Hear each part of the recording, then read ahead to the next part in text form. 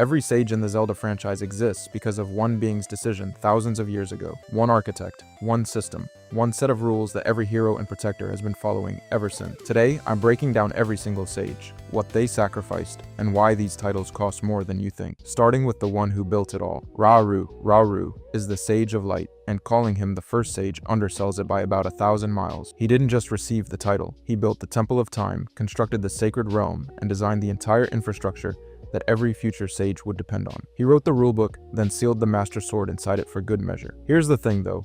In Ocarina of Time, you never actually meet him physically. He exists only within the Sacred Realm, appearing to Link as a vision after 7 years of waiting. The most important figure in the sage hierarchy, and he's basically a ghost the entire game. Then Tears of the Kingdom recontextualized everything. Turns out, Rauru wasn't some ethereal mystic. He was an ancient Zonai king who lived thousands of years before Ocarina of Time. A breathing ruler who chose to create a system that would outlast him by millennia. Some fans called it brilliant. Others called it a retcon that stripped away his mystery. Either way, every sage who follows on this list exists because Rauru decided they should, which makes his childhood friend turned forest sage all the more heartbreaking. Saria. Saria is the sage of forest, and she's the one that hurts the most. Before Link ever picks up a sword, before Ganondorf, before any of it, Saria is his best friend. She's the one who gives him the fairy ocarina. She's the one who teaches him the melody that follows him across the entire game. She's the kid waving goodbye at the bridge knowing full well he's never coming back. And here's where it gets tragic. Saria is a Kokiri. Kokiri don't age, ever. So when Link gets sealed away for 7 years and wakes up as an adult, Saria is still a child. Same face, same height,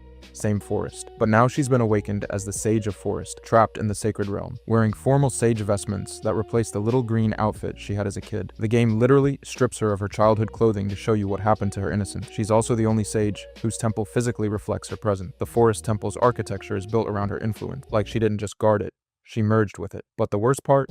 The game never gives them a real reunion. Link grew up, she didn't. Fans have debated for decades whether the connection was romantic or platonic, but honestly, it doesn't matter. Either way, time destroyed it. But if Saria's sacrifice was quiet and personal, the next sage gave up something far more public. Darunia. Most sages give up something abstract, a childhood, a crush, some vague spiritual connection to the mortal world. Darunia gave up a throne, a civilization, and a son. Before he ever set foot in the Sacred Realm, Darunia was the chief of the entire Goron tribe, not a figurehead. The guy, the one keeping an entire mountain of rock-eating people alive and organized. He's one of the few adult sages who held real, tangible political power before awakening. Every Goron on that mountain answered to him. Then Link kills Volvagia in the Fire Temple, and Darunia wakes up as the Sage of Fire, which sounds great until you realize what that actually means. He's gone, permanently. His son, the young Goron he named after Link, is now fatherless. The kid's still in Goron City, technically keeping things going, but getting pulled into another dimension isn't exactly a succession plan. Here's what gets me. Darunia is this loud, chest-thumping, dance-when-he's-happy guy. He's the life of Death Mountain, but his sagehood is the quietest tragedy in Ocarina of Time. He walks into the Fire Temple, and he just never comes back. Fans still argue whether he chose this, or whether the Sacred Realm basically drafted him against his will. Either way, his son grows up without a father, leading a tribe through a crisis he was never prepared for. But if you think abandoning a kingdom is rough, wait until you hear what Princess Ruto had to give up on top of hers. Princess Ruto is the Sage of Water, and she's also the only actual royalty among the 6 Ocarina of Time sages. Princess of the Zora, heir to the throne, the whole deal. She's also, and there's no delicate way to put this, deeply in love with Link. Before she ever becomes a sage, you can find a letter Ruto wrote to Link that is essentially a love confession from a fish princess to a boy she met once. She decided they were engaged. Link did not get a say in this, which is, not ideal. But here's the thing. After Link defeats Morpha in the Water Temple, Ruto awakens as the Sage of Water, gets sealed into the Sacred Realm, and that should be the end of her story. Sealed away forever in crystalline armor, separated from everything she knew, except her bloodline keeps showing up. King Zora exists in later timeline entries. The Zora royal family continues. Ruto is the only sage whose lineage demonstrably survives after sagehood. Every other sage vanishes into the Sacred Realm, and that's it. Story over. But Ruto apparently had descendants, which means either she maintained some kind of dual existence between the Sacred Realm and the physical world, or she was freed at some point that Nintendo has never bothered to explain. Nobody talks about this. The canonical love interest gets sealed away forever, and then her family tree just keeps going like nothing happened. I don't know what to tell you, but if Ruto's disappearance left a mystery, the next sage left behind something far more dangerous. Impa. Impa is the sage who broke the rules, and nobody at Nintendo seems interested in explaining how. In Ocarina of Time, her role is straightforward enough. She's a Sheikah warrior, Princess Zelda's personal bodyguard since childhood, and she awakens as the Sage of Shadow after Link clears the Shadow Temple. The Sheikah eye symbol on her body makes her instantly recognizable. Visually, culturally, she's the most identifiable sage in the entire game. No ambiguity about who she is or where she comes from. But here's where it gets weird. Every single OT sage vanishes into the sacred realm after awakening. Saria, Darunia, Ruto, Naburu, gone, sealed away. That's the deal. You become a sage, you disappear. It's not optional. Impa apparently didn't get the memo. In Breath of the Wild, set over 10,000 years after Ocarina of Time, an elderly woman named Impa is sitting in Kakariko village. She's old, she's frail, but she's alive, and she remembers Link. She knows things no living person should know. She's fully lucid, fully aware, and very much not trapped in any sacred realm. So what happened? Is she immortal? A descendant carrying the same name and memories? A reincarnation? Nintendo has never confirmed any of these. The ambiguity is clearly intentional, but the fanbase has been tearing itself apart over it for years. Every other sage followed the rules. Impa just didn't. I don't know what to tell you, but if you think Impa's disappearing act is confusing, wait until you hear about the sage who vanished from her own people entirely, Naburu. Naburu is the Sage of Spirit, and she's not just some warrior who stumbled into a title. She's the second in command of the entire Gerudo civilization, answering only to Ganondorf himself. The implications of her becoming a sage are genuinely devastating for her people. First, the mechanical side. The Spirit Temple is the only dungeon in Ocarina of Time that requires both young Link and adult Link to complete. You literally have to travel back and forth across a 7-year time gap just to unlock every room. That makes Naburu's awakening the most temporally complex sage event in the entire series. You're solving puzzles as a child that won't pay off until you're an adult. Brilliant design, unique to her temple alone. But here's where it gets political. The Gerudo are a near exclusively female race. Naburu is their highest ranking member beneath Ganondorf, who has already abandoned them to pursue his own conquest. She's the one who actually holds the Gerudo together. She commands respect, she commands loyalty, and she's the de facto leader of an entire nation whose king has gone full supervillain. Then she vanishes into the sacred realm. No successor, no transition of power, no plan. Their king is sealed away as the embodiment of evil, and now their only remaining authority figure just disappears too. That's not a personal sacrifice, that's a succession crisis for an entire civilization. Fans have long theorized that losing both Ganondorf and Naburu is directly responsible for the Gerudo's decline, seen across later Zelda titles. You remove every leader from a society that already produces a male heir only once every 100 years, and collapse isn't a question of if, it's when. But if Naburu's departure left a political vacuum, wait until you see what happens when a child gets drafted into sagehood against her will. Medley. Up until this point, becoming a sage felt like an honor, a mysterious, slightly inconvenient honor, sure, but the UT sages all got their big glowing moment off screen and came back looking composed and ready to save the world. Medley doesn't get that luxury. Medley is a Rado child. We're talking the physical equivalent of a 10-year-old human. She spends most of Wind Waker as Link's companion, helping him navigate the Great Sea, playing her harp,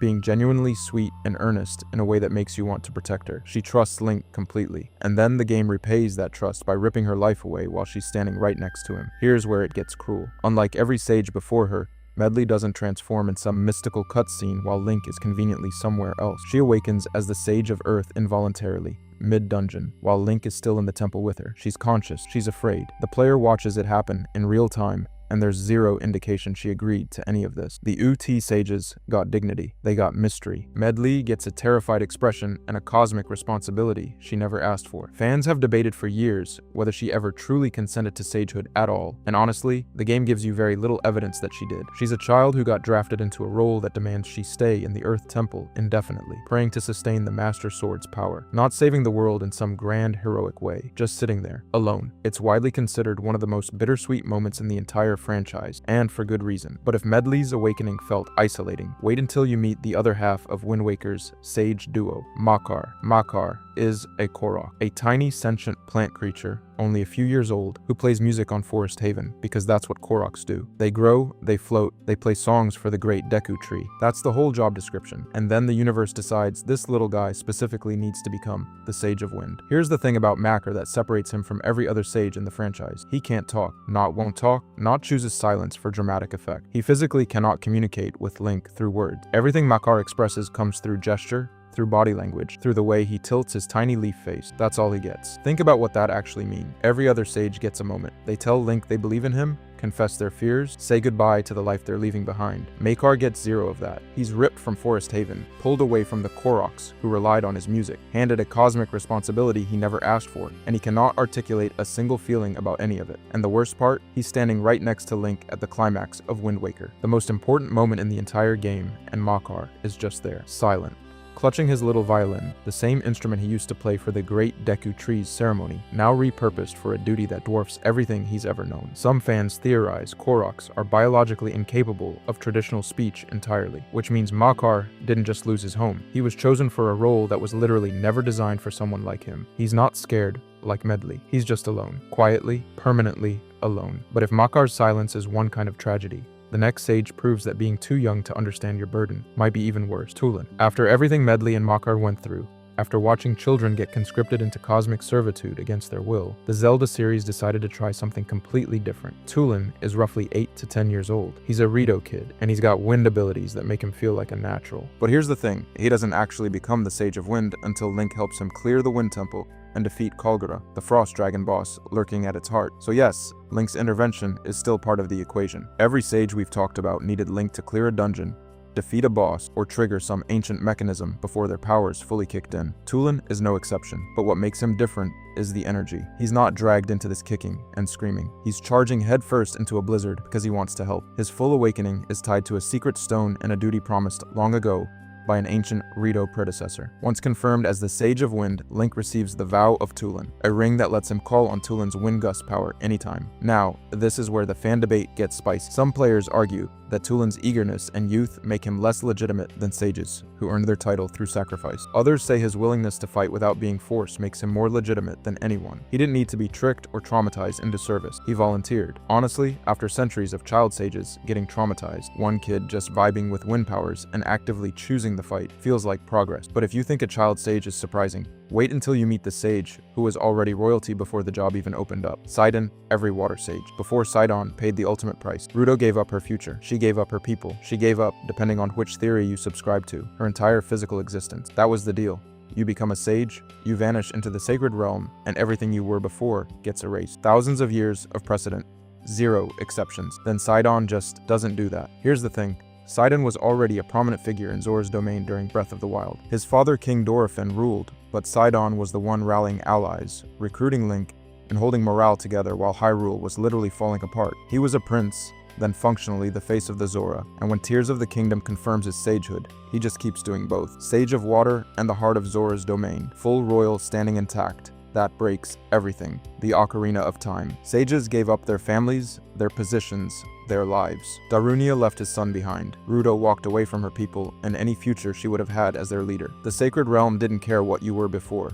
It took you anyway. But Sidon's transformation is completely voluntary.